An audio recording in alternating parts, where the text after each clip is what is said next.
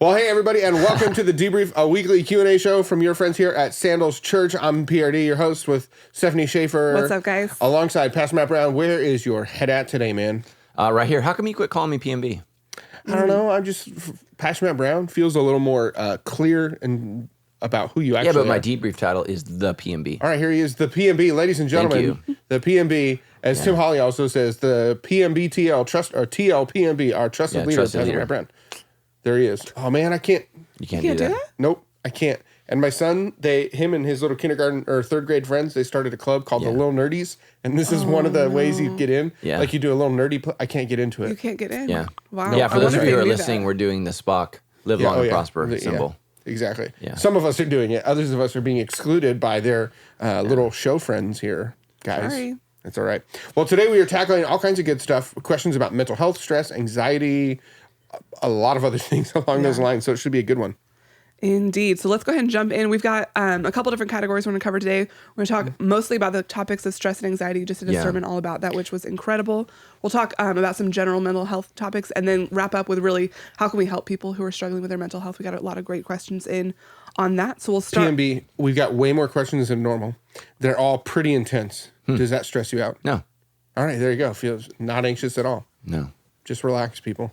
Yeah. No, giving answers to people who actually want answers does not stress me out. Giving advice to people who don't want advice, that stresses me out. That's right. I can't stand like people that ask questions that don't want an answer, they want affirmation. So that's not me. Yeah. I don't know why, but only because of the alliteration, I ring the bell. Yeah. It was wise. Ring that bell. All right, moving on. Our first question. Sorry. Oh, sorry. We're here. Oh, yeah. See, there you go. It takes a while. Pregnant Stephanie is a little bit slower to the party, but she does show up. Yep. She does show up. Oh, okay. That's fair. I do move a lot slower now. I can't even joke with that. I have to tell Tyler to ratchet it down when we're walking places all the time because I can't keep up. Well, you are carrying a human in your abdomen. I know. Welcome to my life. Oh, gosh. All right, Jamie says, I'm a Christian and I've struggled for many years with anxiety, depression, and mood swings. I'm in ministry and often I hear that worry is a sin. Is anxiety a sin? Yeah, of course. So we have to talk again about what sin is. Sin is to miss the mark. So if I'm shooting for the bullseye and I shoot and I miss anything other than perfection, that's what sin is. Oftentimes we confuse sin as evil. So what it means is not perfection. That's what sin actually means. So is anxiety not perfection? Yes. Is it not perfect? Yes. So it is sin, and we need to confess that to God. And so the result of anxiety, I think, is one of three causes. It's a biological cause, something that our biological makeup, Sure. and so we can go to the doctor. And medications have some benefits for that person. Some of us, it's emotional, and we need to go to a psychiatrist or a counselor and work through and talk through some hurts and things in our lives. And for some of us, it's a spiritual issue, and we're under spiritual attack. And so there needs to be some form of deep healing there where we pray into that and we consult God. And for some of us, it's all three because we're not categorical people. We're not spirit, body, and then mind. We're all three. Right. We're a package deal. For some people, it might be a lack of caffeine making you anxious. Yeah. So what I would say is really get into some counseling. And so I think that anxiety really, for me, is the result of two things. It's things that I haven't processed well in my past. And then those things translate into what I'm afraid is going to happen in my future. So what I need to do is I need to go back and deal with, okay, what are some of these things in my past? Because I think what anxiety is, it's the reality that we've experienced life as stressful. Life is not perfect. Things have gone wrong. Things have gone bad. And so because of what we've experienced, we're afraid of what the future might be. And so we need to work through that. And for some of us, it's some wounds from childhood. It's wounds from a past relationship, some abuse, some hurt, some misunderstandings, or just things that, we didn't experience. No parent is perfect. And so every child, sorry, Stephanie, will come into the world as a broken individual. No matter how much Stephanie and Tyler try to do their best, their brokenness will rub off on their kid. And just like my brokenness rubs off on my kids and your brokenness rubs off on your kids, there's no such thing as a perfect parent. And so we try to love them and do the best. And so the better we do at those things, obviously, the more healthy kids come out. But so I would say look into that. And oftentimes, he said he struggles with anxiety. What else? Depression and mood swings. Okay. Well, some of those things, let's work through that. What is anxiety? Anxiety is the reality that the world is a stressful place. It is a stressful place. Let's embrace that. Let's accept that. Let's acknowledge that. It is a stressful place. And so just be real with yourself. I mean, the truth is the question is not why do some of us feel anxiety? The question is why aren't we all anxious when you look at the world as it is? And that's why it's so important for us to trust God and the story of God and the story that he wants to rewrite in our lives. And so we've got to embrace that. So I would say, don't be ashamed or embarrassed to confess the sin of anxiety. I can't remember what book it's in. It's in the Catholic Bible. It's either the Book of Wisdom or the Book of Sirach, but it says, "Be bold in your confessions." So I wish we had that in our evangelical Bible, but we don't have that verse. But be bold. Don't ever be ashamed or worried about confessing something.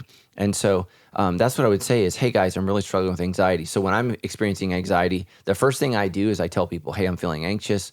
I tell my accountability group, I tell my small group, I tell my wife, I reach out to people for prayer. So I think that not telling people increases anxiety. So the next was what? Depression. Man, depression is, there's multiple reasons for that. I would encourage every listener that struggles with depression, take as freezing of a cold shower as you possibly can in the morning. Go jump in a cold lake or a cold river. Listen, this is not just like my opinion. This is medically proven to alter our moods. And so there's just something about freezing cold water that kind of wakes us up and hits that reset button. Also look at diet, especially if you're raising young boys. Boys physiologically have to have protein and fat for breakfast. If they don't, their brains cannot reset until the next night when they sleep all the way through. So think about that when we're giving everybody sugar and donuts and coffee in the morning, we're not getting high fat. Yeah, we're not getting high protein. So especially men, women can re-alter physiologically throughout the day. As men, we can't do that until we sleep again. So, and I think that's a lot of the behavioral problems that we have with young boys in school is they've not had high protein, high fat diet in the morning to help them. So we give them sugar and caffeine because that's going to help them sit down and pay attention. So, but I would say see a counselor and try to work through what's going on in your life. Don't be ashamed. Don't be embarrassed to tell people. When I'm in counseling, I talk with people about it all the time. I mention my counselor, Dr. Smith, all the time. He's in Corona. I haven't seen him in a couple of years. But whenever I have a struggle, working through something, my wife is not my counselor. I can't expect her to be that. She's my wife. And so just know that your husband, your spouse, your best friend, nobody can be all things to you. Nobody can be Jesus to you. So go to Jesus with the things that you need to go to Jesus with, but go to a counselor, a trained professional, or at Sandals, we have soul care professionals, not professionals, but soul care trained volunteers. And we have some professionals that can come alongside you and help kind of create a route for you to have a plan. One of the things that increases anxiety is a lack of plan. So I'm anxious and I don't have a plan to fix this, which causes me to be more anxious. So at least if you can kind of develop a plan, I think that immediately will allow you to be like, okay, I'm anxious, but here's my plan and strategy for dealing with this. And the last one, so anxiety. Mood swings. I mean, that could be strictly biological. So you need to go and, have yourself checked out because you might be bipolar. And man, God can use bipolar people for amazing, amazing things, but you need to recognize that. You need to be honest about that.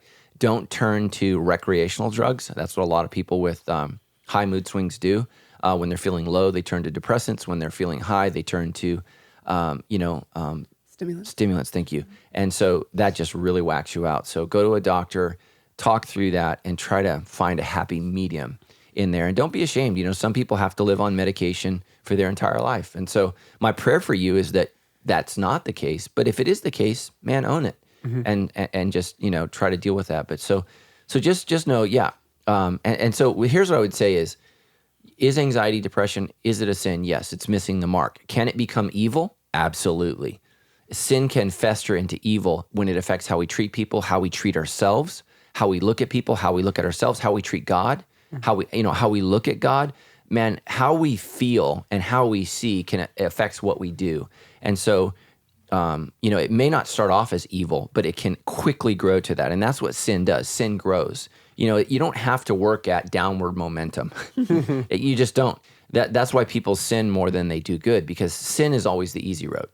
Doing the good thing is always uphill. It's always uphill. But where are we going, hopefully, at the end of our life? Up, that's one of the things But I think that's so important about what the Bible teaches us about Jerusalem. Every time you see Jerusalem in the Bible, do you know what it says? And we went up to Jerusalem. Yeah. Everywhere. Because it's a mountain city. You go up, where is heaven? It's up. When Jesus ascends into the sky, he goes up. And so that's what we're trying to do as Christians. We're living in the here and now, but we're aiming up. And so that's going to be difficult work. So I just would say get some people in your life that aren't afraid of that. And, some people don't understand depression. They don't understand anxiety, and God bless them. But find some people who are compassionate, are empathetic, and kind of understand that. But also, don't surround yourself with people that make excuses. Surround yourself with people that challenge you, that encourage you to do the right thing. Like if you're an alcoholic, don't surround yourself with people who give you beer. If you're trying to lose weight, don't surround yourself with people who are, constantly feed you cake. If you are struggling with mental depression, don't surround yourself with people who make excuses for how you feel. You can affect how you feel if you begin to deal with it. I'm not saying you're going to be completely healed, but you can change your body. You can change your physiology, based upon changing the way you eat, sleep, work, and in some cases with medication and counseling. This is what I would say, it can be improved. I'm not going to say it's going to disappear. It can improve. And so try to figure out what you can do to improve that, because what you're doing isn't improving it. Mm-hmm. So make some changes. All right. That was an 11-minute answer. That's good. So Karen wrote in and said, you said in your sermon about how to deal with anxiety and stress that we have two choices on how to deal with our stress. We either let it go or give it to God. How do you practically give something to God? I feel like I'm giving the same thing to God over and over again, and I don't know what to do. Right. So what would be really helpful here is what you are giving over to God over and over again. So I'm guessing that you omitted that because it's embarrassing, or maybe it was just you just didn't think that you needed to give that. But so that's the thing, is we need to be honest about what it is that we're giving over and over to God. And so go back and hit our question again. So you said in your sermon we have two choices on how to deal with our stress. We either let it go or we give it to God. And how do you practically give something to God? Okay, so let me re-clarify. Here's what I wish I would have said is there are some things we can control and we need to do something about it. So God is not in control of everything. He's put us in control of some things. So here's where anxiety and stress comes from, is when I try to control what only God can control. I can control what I eat. I can control when I sleep. I can control what I say, what I do, my actions, my behavior, my lifestyle choices. I can control those things. So I need to do those things. Like, so if I have a crazy 2-year-old, I just don't give the 2-year-old to God. I'm bigger, stronger, and I can deal with the 2-year-old. So I need to... That's not allowed? What? No, you cannot do that. Hold on, I got to send a quick text to my wife. No, you're not allowed to send your children to an orphanage. So you need to control what you can control. And so here's the thing is, I think a lot of us put on God what God's put on us. So we make excuses because we don't want to take responsibility for our choices, for our bad decisions, and for our life. So you need to look at yourself. You need to have an honest conversation. And here's one of the things I don't think our society is able to do. We're not able to have honest conversations with ourselves. Like, for example, these hurricanes that hit Florida this year. Why do we live in Florida? Does anybody think that this is going to be the last one? No, there's going to be another one and another one and another one. And, especially as Americans, what's the big one that hit Louisiana 10 years ago? Katrina. Look, there's one part of, what's the city called? New Orleans that was unaffected. You know what part was completely unaffected by Katrina? The original city built by the French. Do you know why? Because the French built on the high ground where they wouldn't be flooded. What have we done ever since as the city's expanded? We built into a valley, and most of New Orleans is a big fishbowl. So when the dikes break, guess what happens? It floods. So, we need to have those should we live here? Is this we need to have those conversations, but those kind of conversations cost big money. If we change things. And so we need to ask that, but we don't. So we keep living there saying, oh, well, God keeps doing this. We just need to be honest. And so the thing is, look, you're not going to truly change until the pain in your life is greater than the pain to change. That's when we make the change, when the pain of staying the same is greater than the pain of changing. It's why we don't change, because change it's hard. It's hard to change your diet. It's hard to change your lifestyle. It's hard to quit smoking. It's hard to stop drinking. It's hard to change your friend group or your relationships and your friendship. Those things are very, very hard. But if you want your life to change, you have to be willing to do that. So ask yourself, say, God, instead of handing it to God, ask God, God, what part of this is me? So here's the thing is I think we are all literally unlimited in our ability to deceive ourselves. I would say once or twice a week, people in our church say, God told me to do this, and I just don't understand why it isn't working out. And if I could be real in every situation, I would say this, I'm not convinced God told you to do that. I'm just not. And so, we got to be very, very careful of decisions that we make on our own, by ourselves, and then we attribute the responsibility to God. You need strong, mature Christians in your life who will challenge you and say, no, I'm not sensing that, or I don't feel that, or that doesn't feel like God to me. Because what happens then is we're not responsible for anything in our life. God is. It's all God's fault. And the reality is God's never going to sin. We do. So what of this is me, and then what is God's? So here's the thing is, here's where my stress was. My stress is related to money. Look, I can't control what people give at Sandals Church. I can't. I have no control over that. I have to give that to God. But what I can't give to God is the responsibility of leading our church and directing us according to the finances that we have. Yeah. That's my responsibility. Right. And I can't just say it's up to God.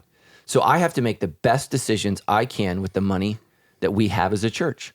That's my responsibility, to lead the church in a way that will not put us in financial jeopardy. I think a lot of pastors and churches are ignorant on this issue and even foolish. Well, God's going to provide. Well, not if you're an idiot.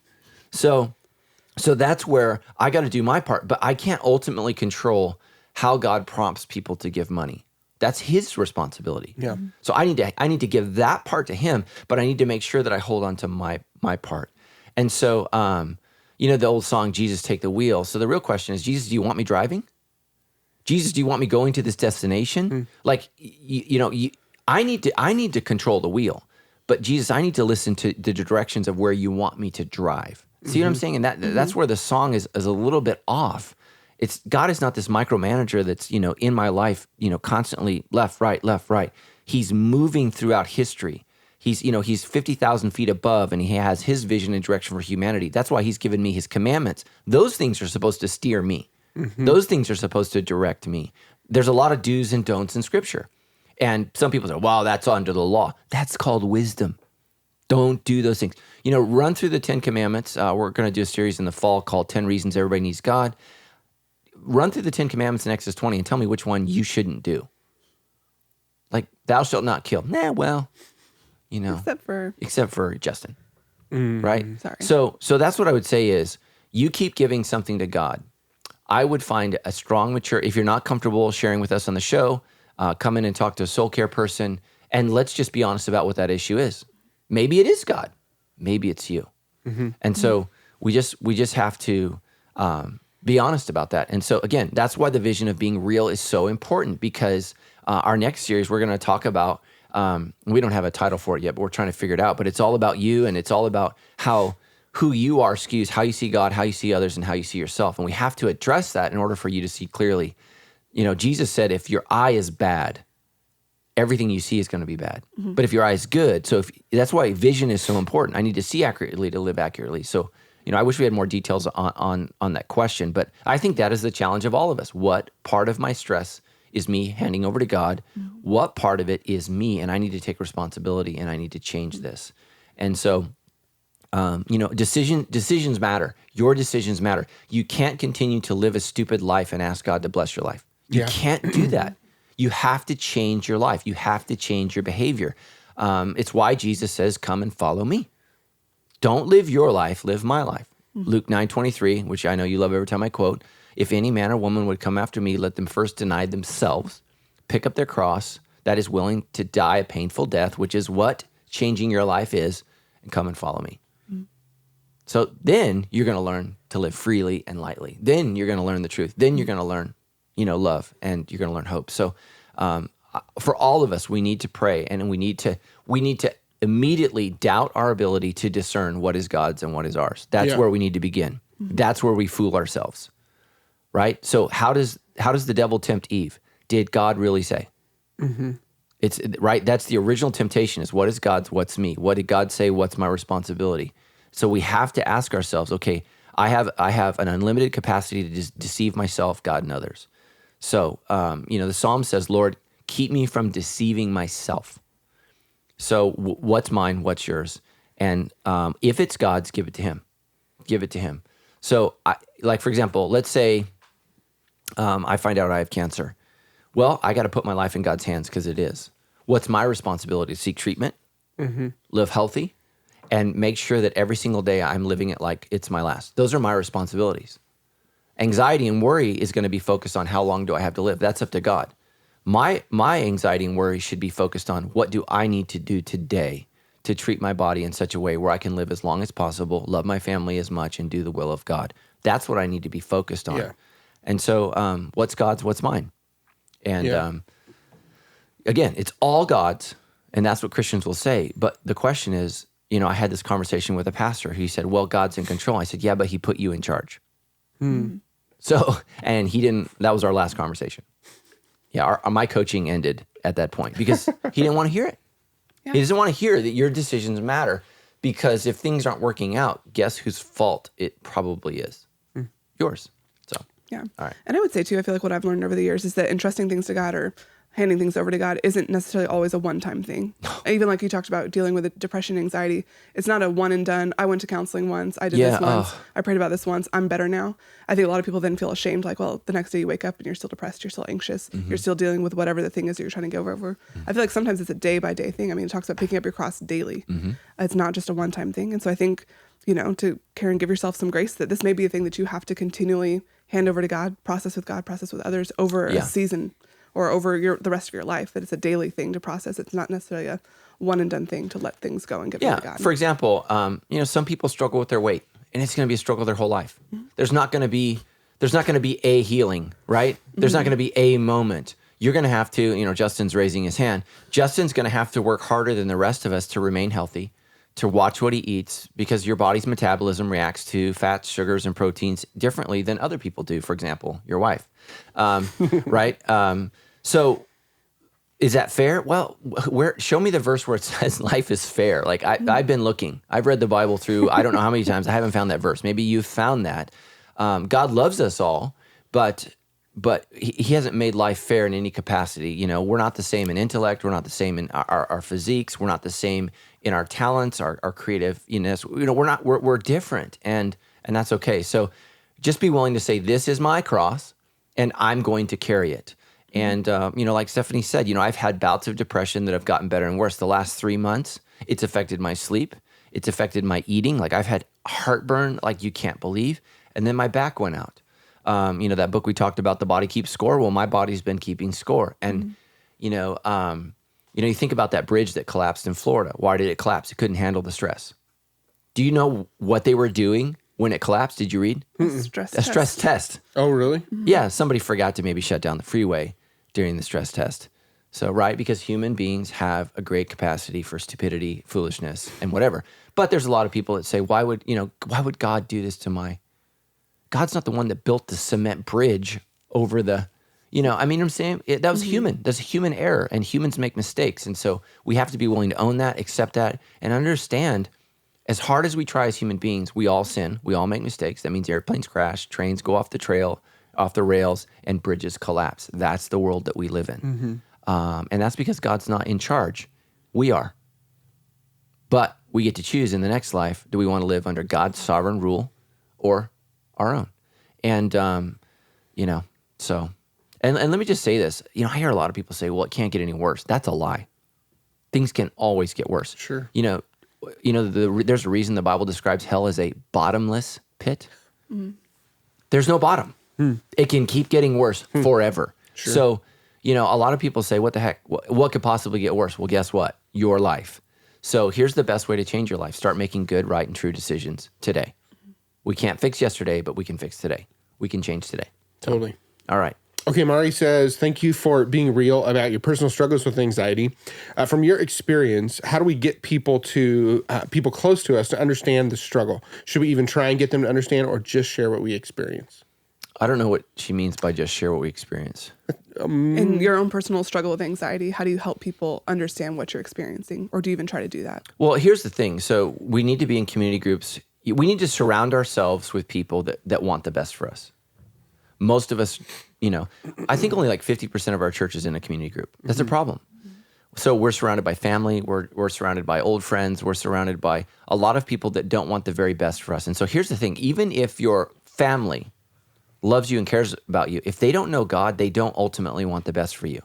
Because the best for you is a right, good, and true relationship with God. So we need to surround ourselves with people that want the very best for us.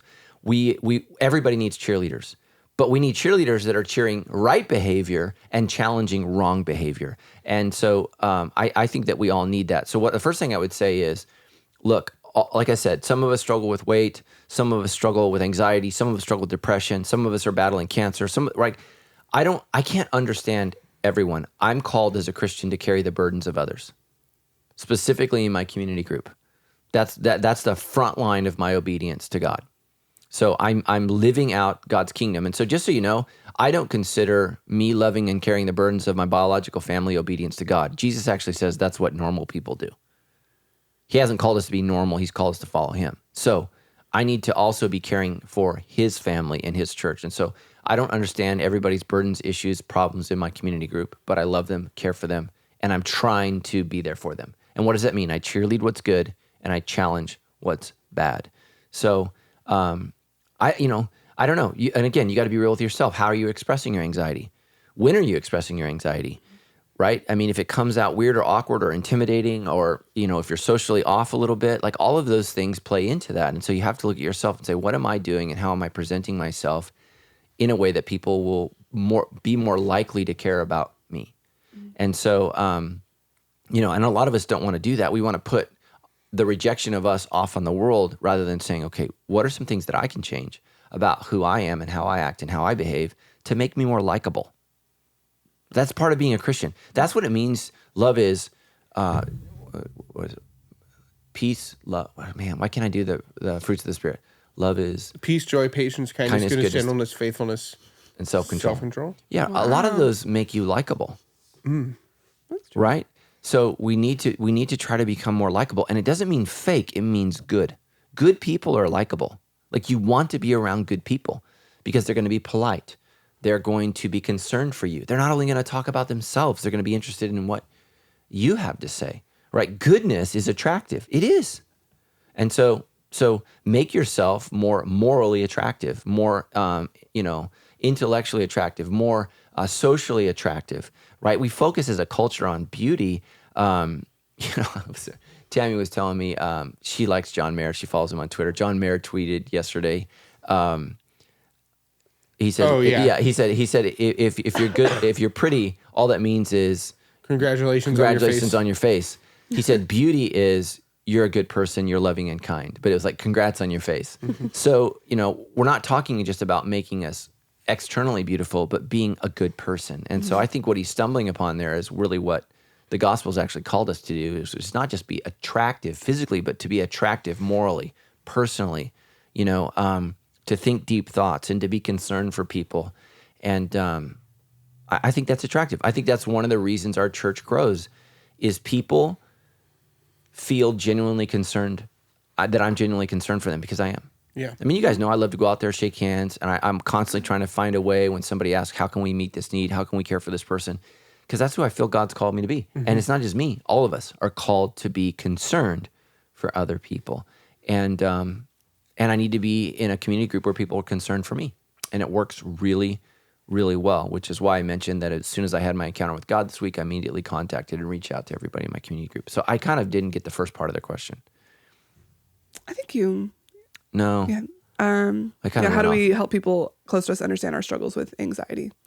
Yeah. Okay. Yeah. So I guess I did answer it, but just have grace for people. Mm-hmm. Mm-hmm. Have grace for people. Nobody knows. I was just talking to a mom in our church whose kid is struggling with deeply, deeply with depression and anxiety. And I just told her, I said, nobody knows what to say or do. Mm-hmm. Nobody knows, especially long-term battles with illness. No, like everybody's down for a prayer. Mm-hmm. It maybe even they'll come for a healing. Yeah. But nobody knows how to walk through a long struggle. Long suffering is a part of what it means to be a Christian. We're not very good at it. And so we've got to learn to walk through struggle, through life, and sometimes through death with people. And that's what it means to be a Christian. And to be loving. And so we all need to get better at that. So all of our listeners, commit to, when somebody shares a struggle, just say, man, I'm not exactly sure how to handle this. I'm going to do the very best I can. But let me say this to everyone who confesses something. Everybody's treading water. So here's what we do is we expect everybody to stop treading water and come save us. Mm-hmm. We need to understand we're all trying to survive. So we have to have grace for each other. We can't put responsibilities on other people that we couldn't do ourselves. That's why we worship God and not each other. And so I've met people that left the church because some encounter they had with me. Well, I'm treading water just like you, you know, and that's not an excuse to be sinful, but I'm not going to handle every situation perfectly. So you've got to worship God and not a leader or a person. You've got to trust God in that process because he's the only one who isn't treading water, right? His yoke is easy and his burden is light. That's what Jesus says. So great questions, man. Yeah. So Chanel wrote in and says, I've been struggling with physically debilitating panic attacks and depressive episodes for the past 5 years. I've been told so many times over my life that my mental illness is a result of me either not doing what God wants me to do, not praying enough, or not seeking help. But I go to church on a regular basis. I'm involved in an amazing community group and have been through therapy 3 separate times and have an active prayer life and relationship with God. How do I explain to my family and others that mental illness is not just something that can be prayed away or help start a healthy conversation around mental health? Yeah, absolutely. So, I mean, right, one of the people in my life's name's Rick Muchow. He has, I don't know that they're saying terminal brain cancer, but if it's not healed, it's terminal. So I will say that. I certainly don't want to prescribe his, the outcome of his brain tumor. Right. But it's an aggressive form of cancer. It's in his brain, and oftentimes that's not good. So at Saddleback Church, they did a big prayer for healing, and we all came together. And I think we need to do that. And we need to treat mental illness just like we do cancer. We pray for healing, we hope for the best, and we prepare for the worst. That's what, right? That was the last verse. Give God your best, prepare for the worst, trust God for the ultimate victory. So here's what I would say is, some people are going to struggle with mental illness their whole life. And so we need to love them, be compassionate to them, and treat them as brothers and sisters in Christ. And so, people, not everybody gets well. Not everybody is healed, and that includes mental illness. And so I think that our culture has, we've put mental illness in a negative box, and I don't think that we should treat it just like a broken leg. We should treat it like cancer. We should treat it like anything where, look, it's a disease, and we need to love you and be concerned for you and care for you. Now, having said that, if part of your disease is making it hard for people to be around you, if you're being overly negative or critical, or people aren't exactly sure how you're going to respond or act, you need to have compassion for them to know that, okay, part of my mental illness makes people uncomfortable around me. And so part of that's on us. We need to grow and be more comfortable around you, but you also need to be aware that, okay, my mental illness can cause people to be intimidated by me. And it's just being self-aware. So 2 things I have to deal with. I wouldn't say that I struggle with mental illness, but I'm a close talker. That intimidates people, makes people feel uncomfortable. And I stare, I've been told many times, into people's souls. Yes. You didn't have to. Stephanie's been one of those people that says that. And so, I have to take a step back, blink occasionally, right? Because when I listen, I'm a very active listener, and that makes people very, very uncomfortable. And so, how does your mental illness make people feel? And be as concerned about them as you are about yourself. And I think that will make you much easier to be around, and will allow people to love you the way that they're supposed to love you. And just know, you're battling a mental illness. People are battling relational brokenness, and that's their issue as well as yours. And we're all trying to do this together. But anybody that makes you feel bad or terrible, that it hasn't gone away, it sounds like you're being proactive. You're doing everything that you can do. And I think that's amazing. And know that God is pleased, and I think God will bless you in that. I think you're definitely picking up your cross and following Him. And I'm sorry that you struggle with those panic attacks, and that's the reality. Is there a point in which stepping out of a relationship, like in this circumstance, might be the appropriate thing to do? Like after all these repeated attempts, like the question is, how do I get my family and others to understand I can't just pray this away? If somebody else is taking a pretty unhealthy approach, like a non-supportive approach, it sounds like. Yeah, well, Christians say dumb things, My cousin was going through a horrific divorce, and just awful. And if she is a believer, she's a moderate believer. I'm not sure where her faith lies, but my aunt says, as she's just sobbing, she says, well, God will never give us more than we can handle. I'm just like, shut up. That's the dumbest thing. And I think Christians, what we want is we want to fix everything and wrap it up in a box and be done. And oftentimes healing is a much longer journey than that. And so I just would say there may be some family or friends that are actually increasing your anxiety. Yeah, that's right. And you can love people from a distance. I think God calls us to love the gorilla in the cage, but he doesn't call us to get in the cage with the gorilla. And so we need to figure out, okay. Feels like we should ding the bell on that. Yeah. Just okay. a timid one. Figure out how to tweak right. that. So, for some of us, our parents are just, their brokenness is just so bad. So how do I honor them? Like the Bible says, well, sometimes the best way to honor them is keep a healthy distance, really set secure boundaries, and make sure that I'm safe, right? Because so that's what I would do, is really, really look at, who are the people in my life that increase my anxiety? Who are the people in my life that seem to heal my anxiety? And I would try to reach out to those people that heal more without becoming, an overwhelming burden on them. And again, you got to put your faith ultimately in God, not in people. So that's a great point. Okay, Marcel says, and I can empathize. I'll trust you guys with this really specific question. I've never really struggled with worry until I had my boys. I'm a stay-at-home mom of 4 boys under the age of 10. I had one son who's allergic to everything, one who's on a mission to break every bone in his body, one who's terribly shy and struggles socially, and a toddler who never sleeps and is a runner. With these boys, I don't know how to relax and not worry. The last time I let my guard down, my son ended up in the hospital and almost died because of a peanut cross-contamination. How does a mom like me live without worry? I feel like I put them in God's hands, yet this sense of duty to keep them as protected as I can always invades my mind. Yeah, absolutely. It sounds like you're doing everything that you can. Here's the harsh reality. If a kid has an allergy like that, there's a good chance that something could happen and they won't make it. And so, for most of human history, moms and dads lived with the reality that that kids would die. Right. Now we don't live with that reality. We live with the assumption that if our kids die, we've done something wrong. And so that increases anxiety. That increases our worry. And, it just does. And so we just have to say, Lord, I'm going to do my best. Lord, I'm going to do my very best with these kids. I'm going to prepare for the worst. I heard about this kid that had a peanut allergy attack on an airplane, and there were no EpiPens in there. They're 40,000 feet in the air, and it was almost catastrophic. That stuff happens, and it's freakish, it's scary, but the reality is, man, stuff happens. And so I just would say, Lord, I'm going to do my very best. And what I would encourage you to do is not put your guard down, but to put your anxiety down. That's what I would do, is to say, okay. And boys are tough, man. I'm sure that your kid with the peanut allergies doesn't want to admit at all that he's anything inferior to his brother that's sole goal is to break every bone in their body. And again, boys want to live a dangerous life. Boys want to, they're just different. And so I don't know if you grew up with brothers or not, but it's just a different life. And so my heart goes out to every mom out there of all boys, because it's a different world.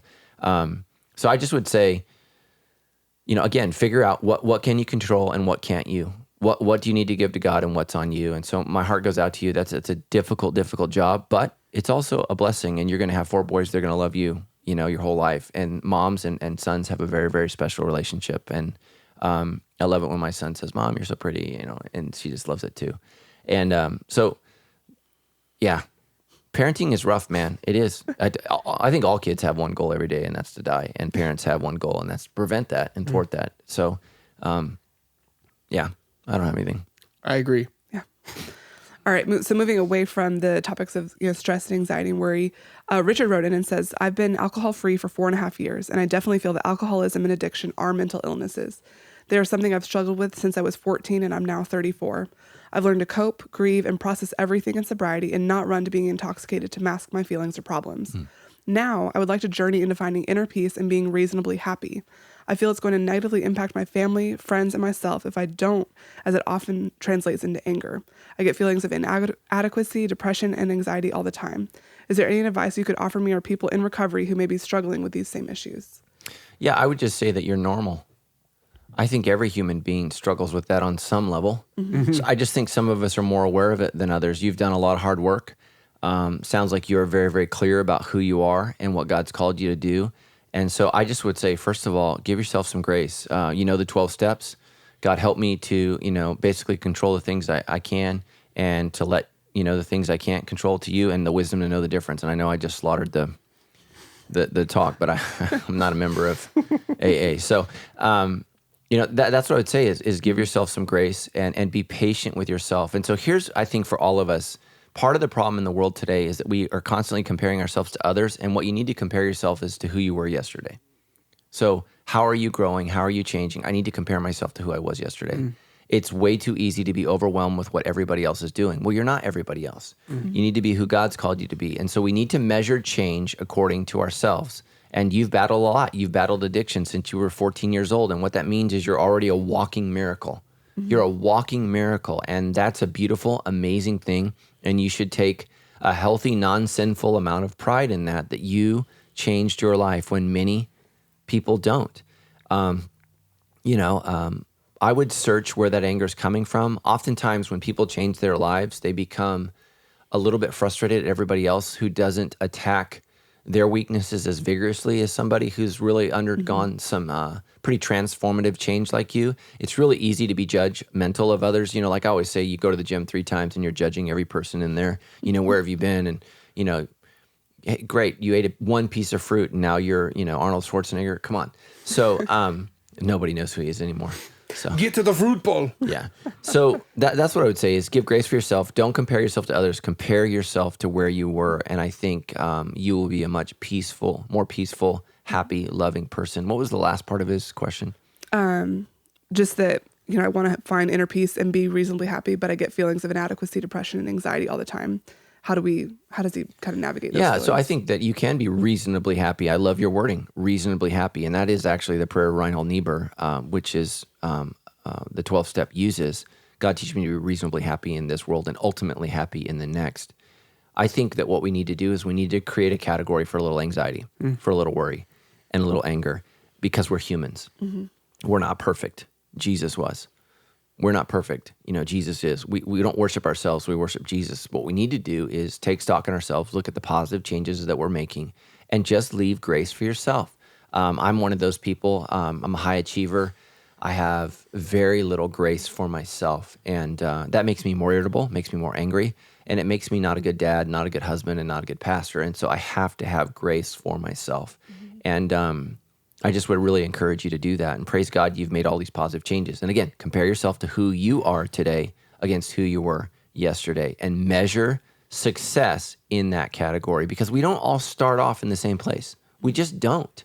And so we don't come from the same families. We don't come from the same socioeconomic class.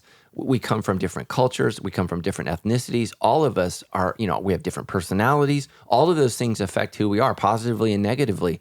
And so we have to have grace for ourselves in our process, in our calling to follow Jesus. God doesn't call Peter to be John or John to be Peter. He calls them as Peter and as John to follow me. He does. And they have unique challenges and unique struggles. And so I just would give yourself grace. Thank you for that very real question. That was awesome. So Savannah struggles with a behavioral disorder related to legitimate obsessive compulsive disorder that is often onset by anxious thoughts and also concentration at work. She says, I've tried and tried to overcome it on my own, and I've asked God to heal me from it, but so far I've been unable to overcome it, and God has chosen not to heal me from it yet. How would you recommend I rely on God and give my anxieties and work to Him when my body is predisposed to anxious obsessive compulsive behavior?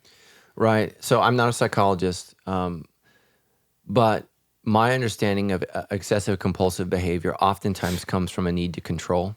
And so we need to go back and so control gives us this false sense of security. So excessive compulsive behavior, I'm going to do this until it's right so I feel safe. And so that's literally what it is. I'm going to do this over and over again. I'm going to check the locks and recheck the locks and recheck the locks. I'm going to fold my bed and refold the bed. I'm going to run through this repetitive behavior until I get the feeling of safety and security I need. And so what I would do is I would go to a counselor who specializes in that, and I would work through, when did the OCD start? What are some things that happened in your life that made you feel out of control, that made you feel unsafe, that made you feel insecure, and I would work through that. And again, we can ask God to heal something, but oftentimes in order for God to heal it, we need to do some personal work ourselves. We need to look within ourselves. We need to look at our past. We need to look at our world. We need to kind of map out our life and say, okay, what's happened in my life that's made me believe that if I run through this rhythm, right? And that's what OCD is, this rhythm, this repetitious behavior that's going to give me this sense of peace. And this is debilitating. I've had friends that have to lock the front door like 4 and 5 times before they go to bed. They have to fold and refold their sheets. All kinds of things that they have to do, and everything has to feel right. And so that's the problem is, how do you exist in a world that doesn't feel right? Well, every human being is on some level aware of that. I think OCD people oftentimes are just simply more aware of how the world is not in shalom. It's not at peace. And so how do you get to a place where you can find healing and really talk about, what's driving this anxiety? Where's it coming from? Really try to get to the root of whatever it is that's off in your life. And maybe there's no cure, but you can minimize its effect on your life. There's a great movie, maybe 15 years ago, called As Good as It Gets. And I love that line in the movie where he's an excessive compulsive person. He's reactive. And my favorite scene is when he storms into the counselor's office and she says, "It's not your appointment." And he says, "You act as though I can control this." and he's frustrated. But he says in that movie, what if this is as good as it gets? And so a lot of us have to ask ourselves this question: can I continue to worship God and believe that he is good if this is as good as it gets? And that's worship. That's worship. Worship of God is not, God, I love you when I get everything that I want and life is completely the way that I want it to be. Worship is, God, I still love you and I will still serve you even though my life is not what I want it to be, and this is as good as it gets in this life. And that's ultimately why the cross is the central theme of our faith as Christians. We've got to go to our cross. We've got to go to that place of suffering, that place of hurt, that place of woundedness. And what does Jesus say? Not my will be done, but yours. What is he saying? I'm going to trust your ultimate plan, God, in spite of my suffering. I'm going to believe in you in spite of this hurt, and I'm going to trust you. That's what Jesus does, and he calls us to do the same thing in the midst of our hurt, in the midst of our suffering. And for some of us, our cross is anxiety, it's worry, it's bipolar disorder, it's OCD, it's all of these things, and we have to trust God in this process. And that doesn't mean that we don't seek help, that we don't try new treatments, that we don't do those things, but we accept the world as it is, not as the way we wish it was. The world is not the way anyone wishes that it was. Everybody is struggling with anxiety on some level. Some of us are just more aware of how chaotic and unsafe the world is. We're more sensitive to it. And I actually don't think that's a bad thing. The bad thing is in your awareness, instead of, in our sinfulness, instead of being able to trust God in that process, right? We're overwhelmed with, I feel small. Mm-hmm. And that's why this week Jesus says, little flock. We should all be anxious, but what is he saying? Look at the ravens, look at the lilies. God ultimately is in control, and he's going to make things right. And the passage I didn't talk about, he said, don't fear others and what they can do to you. Fear God. Our healthy sense of awe and fear needs to start with God. And then Jesus says, and you don't have to ultimately be terrified by God because he loves you and you matter more to him than anything else. Mm-hmm. He cares about you. He is terrifying, but he is good and he does love you. So I think that, again, we just need to have compassion and know that, mental illness is something that a lot of people struggle with, and it seems to be growing because the world is becoming more and more chaotic, and we're becoming more and more disconnected with the goodness of God and the rhythms of life. That he set, things don't slow down, they don't turn off. We're instantly connected. We're instantly, worried, and we're comparing ourselves to others. And the data that's coming out on our iPads and our smartphones, that it's not good. Mm-hmm. It's not good for children. It's not good for us as adults. It's making us more anxious, more worried, more concerned. I mean, none of it's good, but we're not going to stop. Just like not everybody's going to quit smoking. I mean, there's no one out there that says, smoking is good for you. But people continue to smoke, and so people will continue to be more stressful. And so here's what I would say is, Matthew 10:28, for everyone who struggles with anxiety, depression, OCD, whatever. Jesus says, come to me, all who are weary and heavy burdened, and I will give you rest for your souls. He says, learn from me, follow me, trust me. He says, the yoke that I give is easy and the burden is light. He doesn't say there isn't going to be a burden. He says it's going to be lighter. And so we've got to trust him and say, God, I've got to bring this to you. And just know it's hard. It's hard. And all of us, if we don't ultimately give things to God, those things are going to wear us down. We're going to be like that bridge in Florida. We're going to collapse. Mm-hmm. That's what's going to happen when we don't ultimately trust God. The advantage of battling a mental illness, I think, is you're more aware than others are of what stress, worry, and anxiety is doing to your life. If you have OCD or your anxiety or personality disorder or something, you're aware that, okay, this really impacts my life. Or some of us, I think, kind of live in blindness our whole life as to how the worry and the stress, how it's compiling. And some of us never figure out, but we die at 40. Yeah. I like that reframing of that, these issues as a deeper awareness of the lack of peace. It feels like a beautiful and honoring. Yeah, they're more sensitive, right? And think of the word sensitive. We think of it as weakness, but it comes from the word sense. Mm-hmm. They sense things that others don't sense. They're more aware of things that others are not aware. And so all of us are intentionally blind to things. We're trying to, right? That's to be a human being, you have to constantly block things and not see things so that you can get your stuff done. Some of us are more aware of what's happening around us, and that can be very, very overwhelming. And, so we just need to say, okay, that's the way that I am. Some kids with autism are more sensitive to how clothing feels. I think, we could say, well, that's on them, or maybe we're just blind to how it feels. We just, we can wear cardboard and get through it. Most of them are like, that doesn't feel right. So there's a sense there that, maybe that we're missing. And so we need to be compassionate in that and try to be loving. So I just would say, all of us have to trust God, and including, so for those of us who don't battle mental illness, we need to have compassion for people who do. We need to encourage people to get help. And we need to love them in the process of whatever healing the Lord is going to bring. Just like any struggle, any disease, we're going to love them in whatever process of healing God brings. And just know that in healing, there's always our part and there's God's part. Where I think faith can become manipulative is the assumption is our part is simply believe. If you just believed enough, you would be healed. And that becomes destructive, manipulative, and cult-like.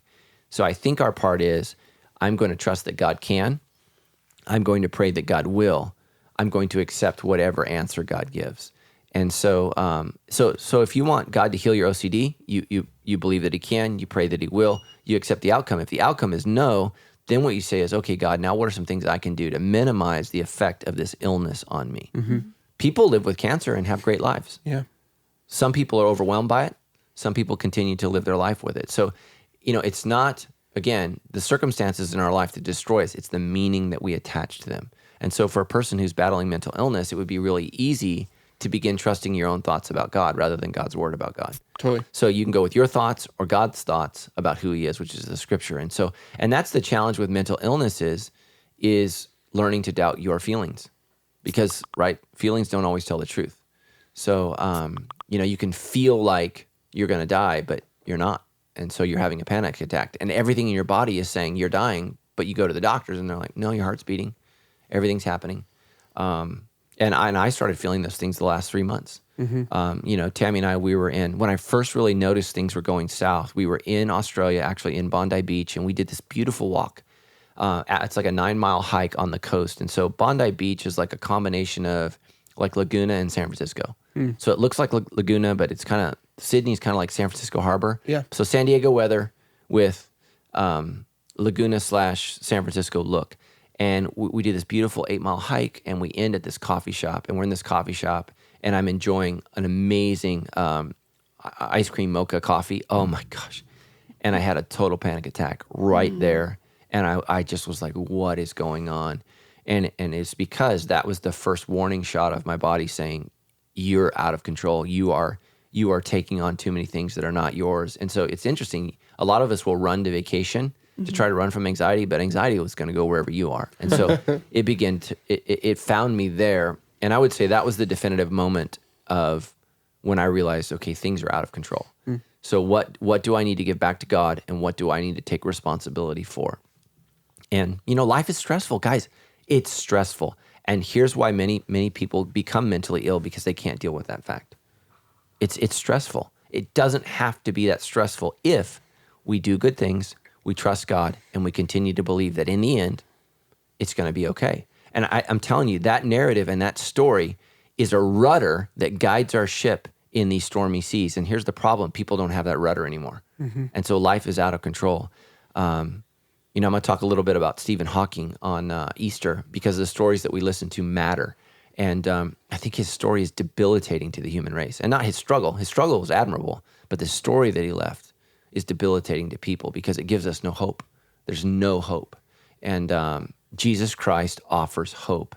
He offers hope even in the face of death. That's the story of Easter.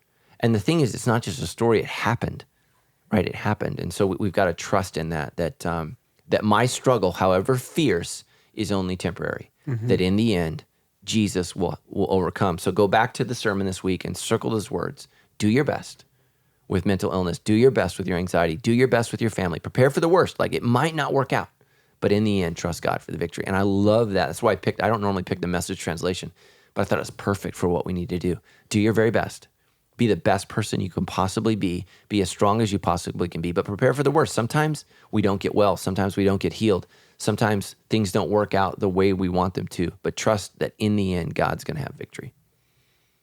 Okay, let's close out with, this has been really, really helpful. We got one last question from PJ, and I love the beauty of this question because we're going to take all of this and then turn it around to helping others. PJ says, I have diagnosed clinical depression and anxiety, and through a lot of therapy, self-reflection, and time with God, I've realized that my mental issues are something that have helped mold me into the person that God has crafted me to be. How can I help other people with mental illness become more self-aware so they can live out what God has for them? Yeah, that's awesome. And I think that, here's what I thought was so healing a couple weeks back when we had Christina Crowley and my wife Tammy get on stage. They've gone through awful things. Being molested as children is maybe the worst thing that can happen to you as a kid. I don't want to compare suffering, but that's in my top 3 of the worst things that could happen. But here's these 2 women who have struggled mightily, and they're living productive, amazing lives, trusting God. It's not that they're not wounded. It's not that they haven't been hurt or stunted. They have, but they're productive, they're amazing, they're trusting God, they're doing amazing things. And I think that is very healing to everyone in our church who feels like their life was over because they were molested. So here's the beauty of this person.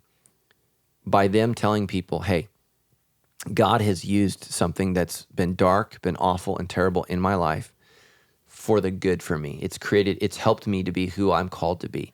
So Romans 8:28, God causes everything to work for good to those who love him and are called according to his purpose. I believe that's the NLT translation. That's what's happened in his life. And again, that's, I don't know that I used it in every sermon, but, it is well with my soul. So written by a rich guy from Chicago whose son dies. I don't know if he died in the Great Fire of Chicago or right after, but they lost much of their wealth. They lost a son. He sent his wife and girls to England for a vacation, much needed vacation, and the ship wrecked. And I don't remember if one or many of his daughters, if not all, died, and only the wife survived. And the wife sent him a telegram that said all is lost. And in that heartache, in that pain, he wrote, even when sorrow like sea billows roll, it comes wave after wave after wave. It is well with my soul. And so oftentimes the greatest words of beauty are written in the deepest valleys of hurt. And that's what we need to understand.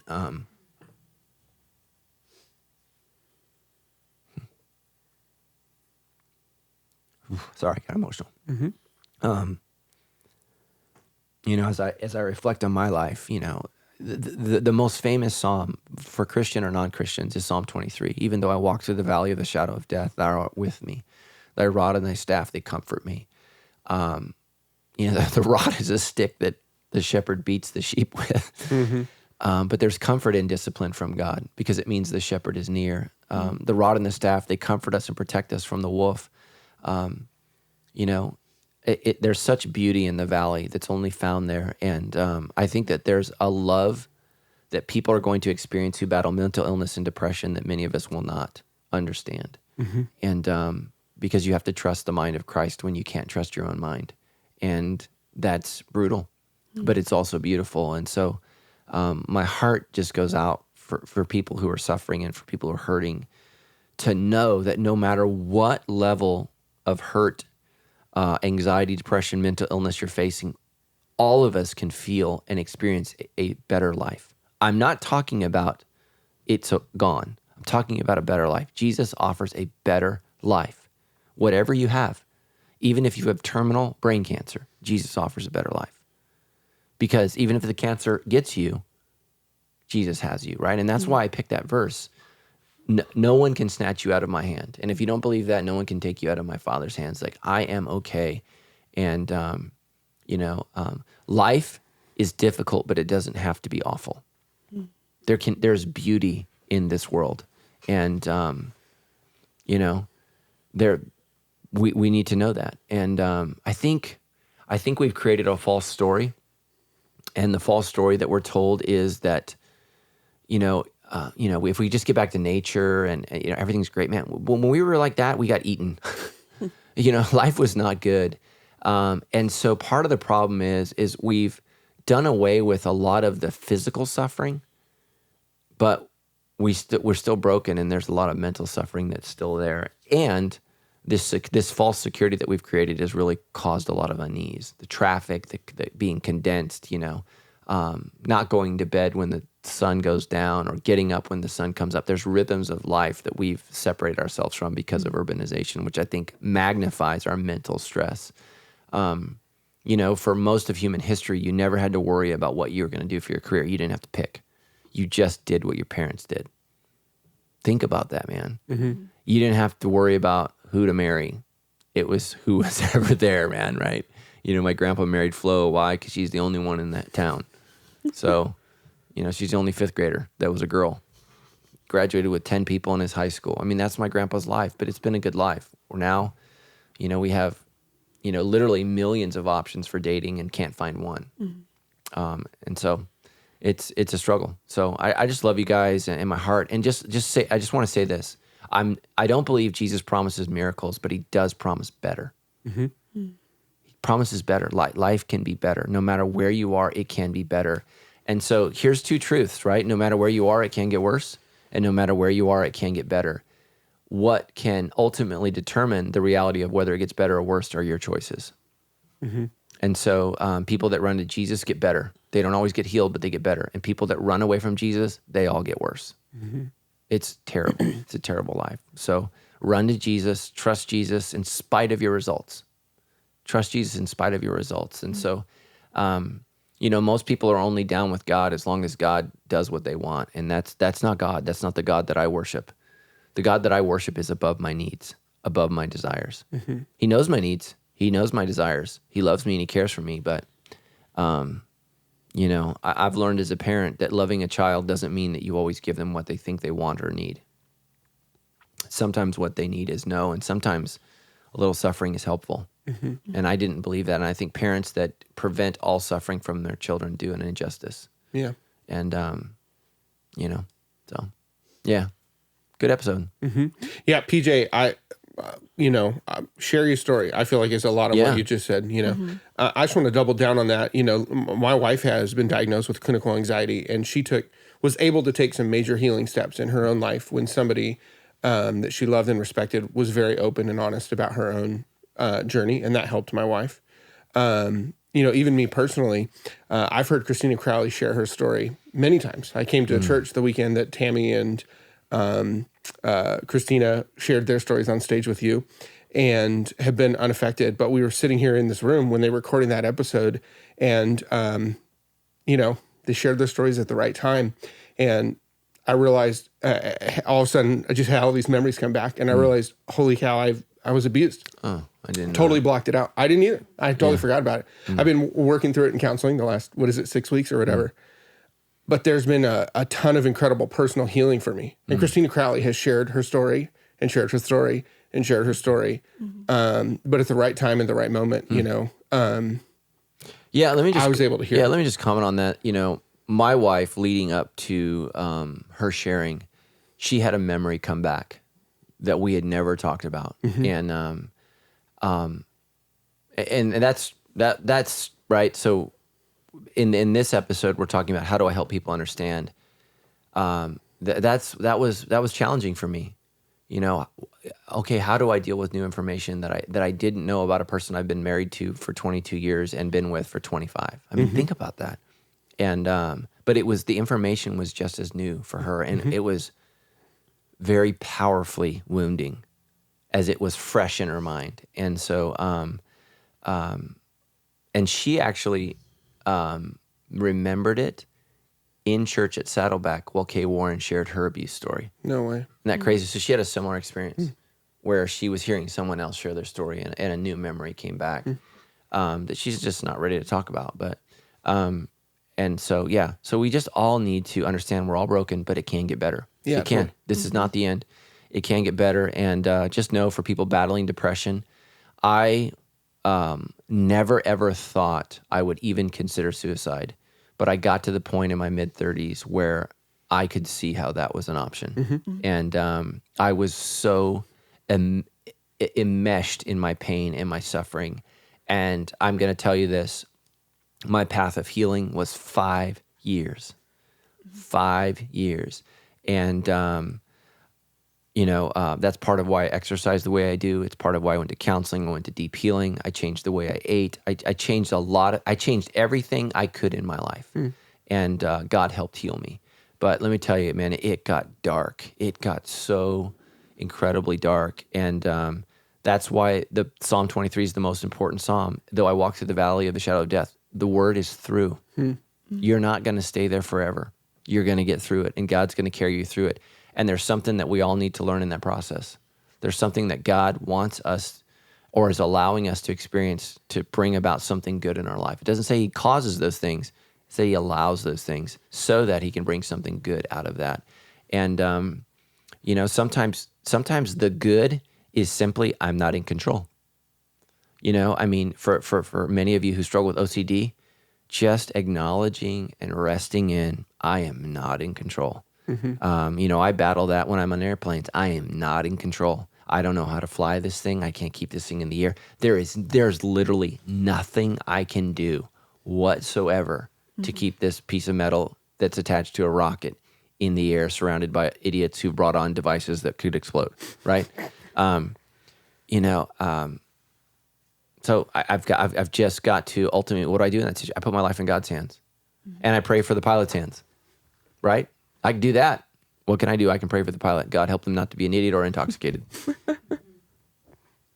All right. And let there be enough good movies for me to stay entertained. I can't even watch movies. Sometimes I can't even. Yeah, that's how bad I can't relax on airplanes. So that, just so you guys know, that comes and goes. I've had a season of about 3 years of flying anxiety free, and then I had that encounter with Tim in Denver last year, where that kind of reignited some anxiety. That was a terrifying incident. And so it's kind of, there's some new work to do. And so, that's just what I would say. Just because you heal anxiety in one area of your life doesn't mean that something else in the future won't cause anxiety, right? Look at your life. I was watching Avengers, Thor Ragnarok, for those of you guys who don't care, but Dr. Banner, who's the character who turns into the Hulk, he's on this planet. Spoiler alert. Yeah, and he says, I'm on this planet that's specifically designed to stress me out, and you're telling me not to be stressed. Look, the earth is designed because of sin to